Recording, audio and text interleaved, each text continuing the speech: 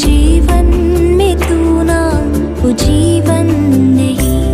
यहोशू दूसरा अध्याय का 9, 10, 11 वचन। इन पुरुषों से कहने लगी, मुझे तो निश्चय है कि यहोवा ने तुम लोगों को यह देश दिया है और तुम्हारा भय हम लोगों का मन में समाया है और इस देश के सब निवासी तुम्हारे कारण घबरा रहे हैं, क्योंकि हमने सुना है कि यहोवा ने तुम्हारे मिस्र से निकलने के समय तुम्हारे सामने लाल समुद्र का जल सुखा दिया और तुम लोगों ने सिहोन और आग नाम यरदन पार करने वाले यमोरियों के दोनों राजाओं का सत्यानाश कर डाला है। और ये सुनते ही हमारा मन पिघल गया और तुम्हारे कारण किसी के भी जी में जी न रहा, क्योंकि तुम्हारा परमेश्वर यहोवा ऊपर के आकाश और नीचे की पृथ्वी का परमेश्वर है। मिस्र देश से इस्राएलियां जब यात्रा किए और लाल समुद्र को पार किए और यरदन को पार कर कर आए, इन सारी बातों को सुनने से दुश्मनों का दिल पिघल गया और इस्राएलियां यहाँ पर घबराए हुए हैं। यरीहो के लोगों के लेके जासूसी करने के लिए जो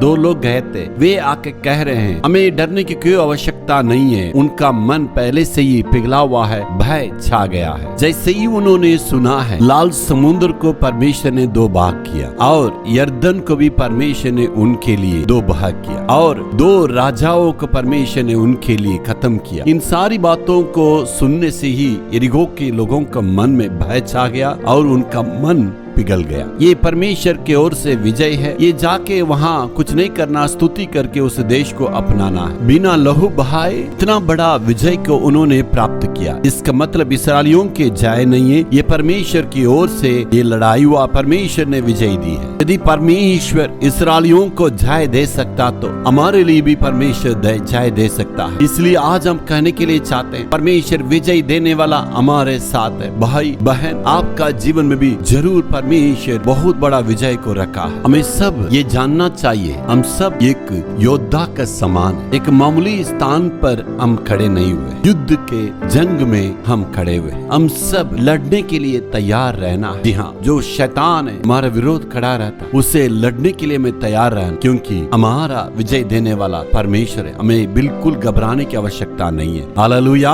हालेलुया।